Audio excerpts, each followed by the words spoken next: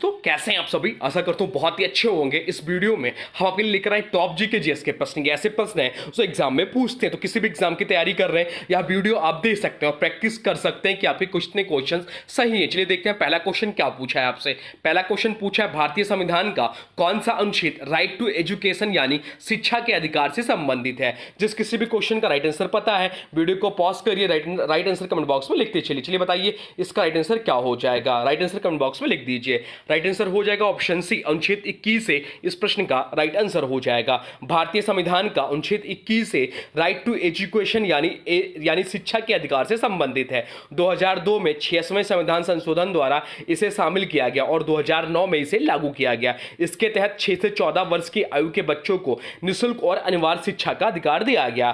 चलते हैं अगले प्रश्न की ओर, देखते हैं अगला प्रश्न क्या पूछा है आपसे। अगला प्रश्न पूछा भारत का सबसे ऊंचा जलप्रपात कौन सा है। भारत का सबसे ऊंचा जलप्रपात कौन सा है, यह आपसे पूछा। चलिए बताइए इसका राइट आंसर क्या हो जाएगा। राइट आंसर कमेंट बॉक्स में लिख दीजिए।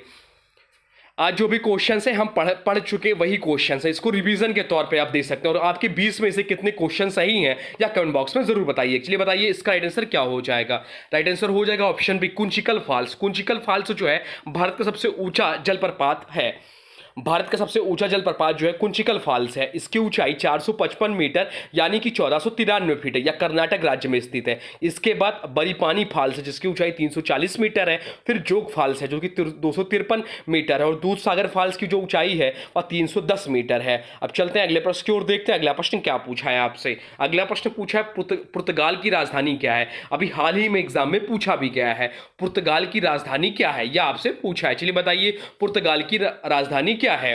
तो पुर्तगाल की जो राजधानी है वो वियना है। वियना पुर्तगाल की राजधानी है। राइट आंसर हो जाएगा ऑप्शन सी। ऑप्शन सी इस प्रश्न का राइट आंसर हो जाएगा। पुर्तगाल की राजधानी वियना है। चलिए कुछ प्रमुख राजधानी बताते हैं जो एग्जाम में आपसे पूछ लेता है। अफगानिस्तान की राजधानी पूछ लिया अगर तो अफगानिस्तान की राजधानी काबुल है। स्वीडन की राजधानी स्टॉकहोम है। इटली की राजधानी, तो इटली की राजधानी ध्यान रखिएगा रोम है। न्यूजीलैंड की राजधानी वेलिंगटन है। ऑस्ट्रेलिया की राजधानी बहुत ज़्यादा एग्जाम में पूछता है, तो ऑस्ट्रेलिया की राजधानी जो है कैनबरा है। और फिनलैंड की राजधानी हेलसिंकी है। पाकिस्तान का भी ध्यान रख लीजिए, पाकिस्तान का जो राजधानी है वह इस्लामाबाद है। चलते हैं अगले प्रश्न की ओर, देखते हैं अगला प्रश्न क्या पूछा है आपसे। अगला प्रश्न पूछा भारत का पहला परमाणु परीक्षण कब और कहां किया गया था। भारत का पहला परमाणु परीक्षण कब और कहां किया गया था यह आपसे पूछा है। चलिए बताइए इसका राइट आंसर क्या हो जाएगा। तो राइट आंसर जो हो जाएगा वो हो जाएगा ऑप्शन बी, 1974 पोखरण में किया गया था।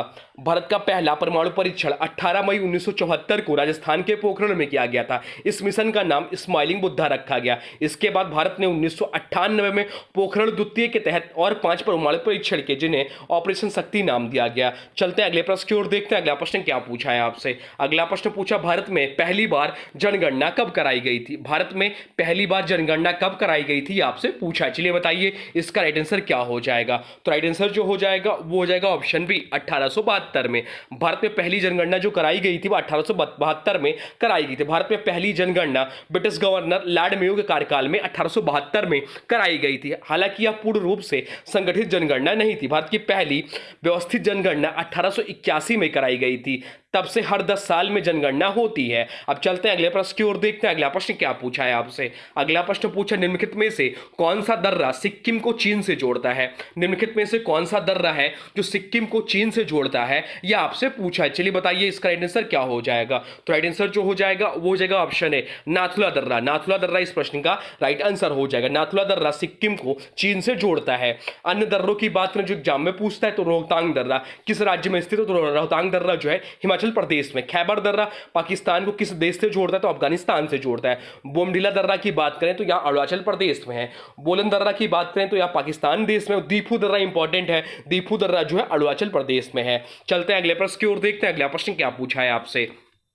अगला प्रश्न पूछा ब्लैक पैगोडा नाम से कौन सा मंदिर जाना जाता है। ब्लैक पैगोडा नाम से कौन सा मंदिर जाना जाता है यह आपसे पूछा है। चलिए बताइए इसका राइट आंसर क्या हो जाएगा। तो राइट आंसर जो हो जाएगा वो हो जाएगा ऑप्शन है कोणार्क का सूर्य मंदिर। इस प्रश्न का राइट आंसर हो जाएगा। ब्लैक पैगोडा के नाम से कोणार्क सूर्य मंदिर को जाना जाता है। खजुराहो मंदिर किस राज्य में स्थित है। अगर यह एग्जाम में पूछ ले तो मध्य प्रदेश में स्थित है। एग्जाम में पूछता है दिलवाड़ा मंदिर कहाँ स्थित। दिलवाड़ा मंदिर जो स्थित है वो राजस्थान में स्थित है। और सबरीमाला जो कि श्री अयप्पा मंदिर, जो श्री अयप्पा अयप्पा मंदिर को अयप्पा भगवान को समर्पित है। आपसे पूछता है किस राज्य में, तो यह केरल राज्य में है। चलते हैं अगले प्रश्न की ओर, देखते हैं अगला प्रश्न क्या पूछा है आपसे। अगला प्रश्न पूछा विश्व का सबसे बड़ा महासागर कौन सा है। विश्व का सबसे बड़ा महासागर कौन सा है, यह आपसे पूछा है। चलिए बताइए विश्व का सबसे बड़ा महासागर कौन सा है। तो विश्व का सबसे बड़ा महासागर जो है प्रशांत महासागर है। इस प्रश्न का राइट आंसर हो जाएगा ऑप्शन बी, प्रशांत महासागर। प्रशांत महासागर विश्व के महासागरीय घाटियों में सबसे बड़ा और सबसे गहरा है। विश्व का सबसे छोटा महासागर अगर आपसे पूछ ले तो विश्व का सबसे छोटा महासागर जो है वह आर्कटिक महासागर। चलते हैं अगले प्रश्न की ओर, देखते हैं अगला प्रश्न क्या पूछा है आपसे। अगला प्रश्न पूछा है 38वीं समांतर रेखा किन देशों के मध्य स्थित है। 38वीं समांतर रेखा जो है किन देशों के मध्य स्थित है, यह आपसे पूछा है। चलिए बताइए इसका राइट आंसर क्या हो जाएगा। तो 38वीं समांतर रेखा जो है वह उत्तर कोरिया तथा दक्षिण कोरिया को दो भागों में बांटती है। तो राइट आंसर जो हो जाएगा वो हो जाएगा ऑप्शन डी। ऑप्शन डी इस प्रश्न का राइट आंसर हो जाएगा। 38वीं समांतर रेखा या उत्तर कोरिया तथा दक्षिण कोरिया को दो भागों में बांटती है। एक पूछता 49वीं समांतर रेखा, तो 49वीं समांतर रेखा जो है या उत्तरी अमेरिका तथा कनाडा को दो भागों में बांटती है। बाकी रेड क्लिप रेखा ध्यान रखिए, रेड क्लिप रेखा यह रेखा भारत और पाकिस्तान के मध्य सीमाओं का निर्धारण करती है। हिडनबर्ग रेखा भी ध्यान रख लीजिए, हिडनबर्ग रेखा जो है जर्मनी और पोलैंड के मध्य स्थित है। यह भी एग्जाम में पूछता है। चलते हैं अगले प्रश्न की ओर, देखते हैं अगला प्रश्न क्या पूछा है आपसे। अगला प्रश्न पूछा निम्नलिखित में से कौन सा नृत्य रूप असम से संबंधित है। निम्नलिखित में से कौन सा नृत्य रूप असम से संबंधित है, यह आपसे पूछा है। चलिए बताइए इसका राइट आंसर क्या हो जाएगा। तो ऊपर ही दिया हुआ है बिहू नृत्य। बिहू नृत्य जो है यह असम से संबंधित है। राइट आंसर हो जाएगा ऑप्शन ए, बिहू नृत्य। बिहू नृत्य असम से संबंधित है।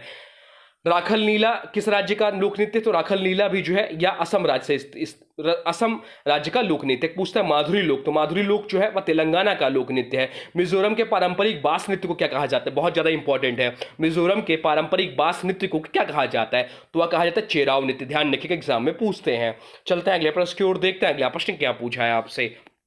अगला प्रश्न पूछा है कथक नृत्य के प्रतिपादक बिरजू महाराज निम्नलिखित में से किस घराने से संबंधित हैं। कथक नृत्य के प्रतिपादक बिरजू महाराज निम्नलिखित में से किस घराने से संबंधित हैं, यह आपसे पूछा। चलिए बताइए इसका राइट आंसर क्या हो जाएगा। राइट आंसर हो जाएगा ऑप्शन सी, लखनऊ घराने से संबंधित है बिरजू महाराज।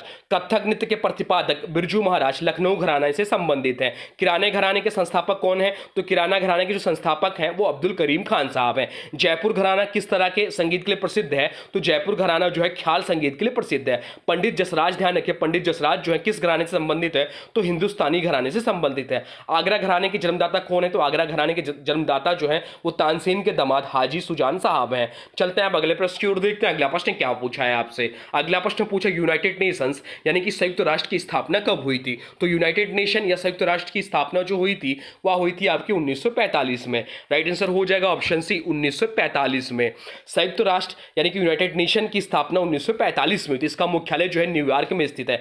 संयुक्त राष्ट्र की स्थापना 24 अक्टूबर 1945 को द्वितीय विश्व युद्ध के बाद हुई थी। इसका उद्देश्य था विश्व शांति बनाए रखना, अंतर्राष्ट्रीय सहयोग को बढ़ावा देना और मानवाधिकारों की रक्षा करना। इसकी स्थापना में 51 देशों ने भाग लिया था। वर्तमान में इसके 194 सदस्य देश हैं। चलते हैं अगले प्रश्न की ओर, देखते हैं अगला प्रश्न क्या पूछा है आपसे। अगला प्रश्न पूछा निम्नलिखित में से किसे सागरमाथा के नाम से भी जाना जाता है। निम्नलिखित में से किसे सागरमाथा के नाम से जाना जाता है, यह आपसे पूछा है। चलिए बताइए इसका राइट आंसर क्या हो जाएगा। तो राइट आंसर जो हो जाएगा वो हो जाएगा option D, mount Everest. Mount Everest इस प्रश्न का राइट आंसर हो जाएगा। सागरमाथा को माउंट एवरेस्ट का सागरमाथा माउंट एवरेस्ट का एक नेपाली नाम है जिसका अर्थ है आकाश की देवी। तिब्बती नाम क्या है, तो यह भी ध्यान रखें तिब्बती नाम जो है चोमोलुंगमा है जिसका अर्थ है विश्व की देवी माँ। 1953 में एडमंड हिलेरी और तेनजिंग नार्गे माउंट एवरेस्ट पर चढ़ने वाले पहले व्यक्ति थे। माउंट एवरेस्ट की ऊंचाई 8,848.86 मीटर या दुनिया की सबसे ऊंची चोटी है। माउंट एवरेस्ट का नाम भारत के पूर्व सर्वेयर जनरल जॉर्ज एवरेस्ट के नाम पर रखा गया है। चलते हैं अगले प्रश्न की ओर, देखते हैं अगला प्रश्न क्या पूछा है आपसे। अगला प्रश्न पूछा है सुभाष चंद्र बोस ने आजाद हिंद फौज का गठन कब किया था। सुभाष चंद्र बोस ने आजाद हिंद फौज का गठन कब किया था, यह आपसे पूछा है। चलिए बताइए इसका राइट आंसर क्या हो जाएगा। तो राइट आंसर जो हो जाएगा वो हो जाएगा ऑप्शन डी, 1943 में। राइट आंसर हो जाएगा ऑप्शन डी। सुभाष चंद्र बोस ने 21 अक्टूबर 1943 को सिंगापुर में आजाद हिंद फौज का गठन किया था। इसका उद्देश्य भारत को ब्रिटिश शासन से मुक्त कराना था। यह सेना पहले रास बिहारी बोस द्वारा बनाई गई थी लेकिन बाद में नेताजी ने इसका नेतृत्व संभाला। इसी दौरान उन्होंने जय हिंद और तुम मुझे खून दो मैं तुम्हें आजादी दूंगा जैसे नारे दिए। चलते हैं अब अगले प्रश्न की ओर, देखते हैं अगला प्रश्न क्या पूछा है आपसे। अगला प्रश्न पूछा है किस संशोधन के द्वारा मतदान की न्यूनतम आयु 21 वर्ष से घटाकर 18 वर्ष की गई। किस संशोधन के द्वारा मतदान की न्यूनतम आयु 21 वर्ष से घटाकर 18 वर्ष की गई, ये आपसे पूछा है। चलिए बताइए इसका राइट आंसर क्या हो जाएगा। राइट आंसर हो जाएगा ऑप्शन है 61वां संविधान संशोधन के द्वारा। 61वां संविधान संशोधन अधिनियम 1988 के तहत लोकसभा और विधानसभा चुनाव में मतदान की आयु 21 वर्ष से घटाकर 18 वर्ष कर दी गई। यह संशोधन राजीव गांधी सरकार के दौरान किया गया था, जिससे युवा मतदाताओं की भागीदारी बढ़ी। अब चलते हैं अगले प्रश्न की ओर, देखते हैं अगला प्रश्न क्या पूछा है आपसे। अगला प्रश्न पूछा भारतीय संविधान में मौलिक अधिकार कितने प्रकार के हैं। भारतीय संविधान में मौलिक अधिकार कितने प्रकार के हैं, ये आपसे पूछा। चलिए बता दीजिए। तो राइट आंसर हो जाएगा ऑप्शन बी 6 प्रकार के हैं। राइट आंसर हो जाएगा ऑप्शन बी। भारतीय संविधान में मौलिक अधिकार 6 प्रकार के। भारतीय संविधान में शुरू में 7 मौलिक अधिकार थे, लेकिन 44वें संविधान संशोधन 1978 के बाद संपत्ति का अधिकार अनुच्छेद 21 को हटा दिया गया। अब 6 मौलिक अधिकार हैं। कौन कौन से? तो समता का अधिकार, स्वतंत्रता का अधिकार, शोषण के विरुद्ध अधिकार, धार्मिक स्वतंत्रता का अधिकार, संस्कृति और शिक्षा का अधिकार और संवैधानिक उपचारों का अधिकार। ये 6 मौलिक कर्तव्य है, मौलिक अधिकार हैं। चलते हैं अब अगले प्रश्न की ओर, देखते हैं अगला प्रश्न क्या पूछा है आपसे। अगला प्रश्न पूछा है भारत का संविधान कितने साल की मेहनत के बाद तैयार हुआ था। भारत का संविधान कितने साल की मेहनत के बाद तैयार हुआ था, यह आपसे पूछा है। चलिए बताइए इसका राइट आंसर क्या हो जाएगा। तो राइट आंसर जो हो जाएगा वो हो जाएगा 2 साल 11 महीने 18 दिन लगे थे भारतीय संविधान को पूरा करने में। तो राइट आंसर हो जाएगा ऑप्शन ए। ऑप्शन इस प्रश्न का राइट आंसर हो जाएगा। भारत का संविधान 2 साल 11 महीने 18 दिन साल की मेहनत के बाद तैयार हुआ था। संविधान सभा का गठन 9 दिसंबर 1946 को हुआ था और 26 नवंबर 1949 को संविधान को अंगीकार कर लिया गया था, या 26 जनवरी 1950 को लागू हुआ, जिसे हम गणतंत्र दिवस के रूप में मनाते हैं। भारत का संविधान दुनिया का सबसे बड़ा लिखित संविधान है। अब चलते हैं अगले प्रश्न की ओर, देखते हैं अगला प्रश्न क्या पूछा है आपसे। अगला प्रश्न पूछा सरहुल उत्सव किस राज्य में संबंधित है। अभी एनटीपीसी के एग्जाम में क्वेश्चन पूछा गया है, सरहुल उत्सव किस राज्य से संबंधित है, यह आपसे पूछा है। चलिए बताइए इसका राइट आंसर क्या हो जाएगा। तो राइट आंसर हो जाएगा ऑप्शन बी झारखंड। झारखंड राज्य से संबंधित है सरहुल उत्सव। सरहुल उत्सव जो है झारखंड राज्य से संबंधित है। बाकी बात क्या हो रही झारखंड की, तो इसकी स्थापना हुई थी 15 नवंबर 2000 को बिहार से अलग होकर। राजधानी है रांची। राज्यपाल हैं संतोष गंगवार। वर्तमान समय मुख्यमंत्री हेमंत सोरेन। सीटों की बात करें तो लोकसभा की 14 सीटें हैं, विधानसभा की 82 सीटें और राज्यसभा की 6 सीटें हैं। चलते हैं अगले प्रश्न की ओर, देखते हैं अगला प्रश्न क्या पूछा है आपसे। अगला प्रश्न पूछा 24वें जैन तीर्थंकर का नाम क्या था। 24वें जैन तीर्थंकर का नाम क्या था, यह आपसे पूछा है। चलिए बता दीजिए इसका राइट आंसर क्या हो जाएगा।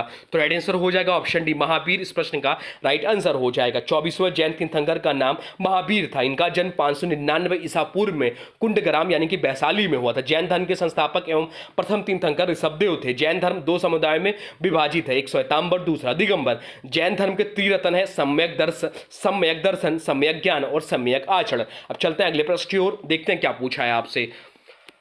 पूछा है प्रोजेक्ट टाइगर को किस वर्ष में आरंभ किया गया था। प्रोजेक्ट टाइगर को किस वर्ष में आरंभ किया गया था, यह आपसे पूछा है। चलिए बता दीजिए इसका राइट आंसर क्या हो जाएगा। तो प्रोजेक्ट टाइगर की जो शुरुआत हुई थी वह 1973 में हुई थी। राइट आंसर हो जाएगा ऑप्शन ए 1973 में।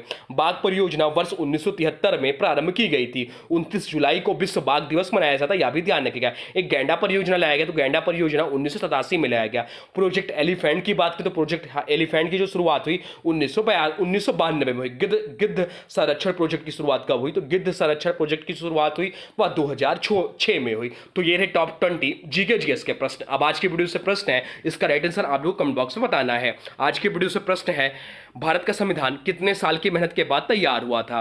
भारत का संविधान कितने साल की मेहनत के बाद तैयार हुआ था, या आज की वीडियो से प्रश्न है। इसका जो भी राइट आंसर होगा कमेंट बॉक्स में जरूर बताइए, और वीडियो कैसा लगा इसके बारे में भी जरूर बताइए। और हाँ देखिए, अभी तक आपने वीडियो को लाइक नहीं किया तो प्लीज वीडियो को लाइक कर दीजिए और वीडियो को किसी स्टडी ग्रुप में शेयर कर दीजिए, और चैनल पर नए चैनल को सब्सक्राइब भी कर लीजिए। तो चलिए मिलते हैं नए वीडियो में, तब तक के लिए thanks for watching railway exam target. For more update please subscribe railway exam target channel को।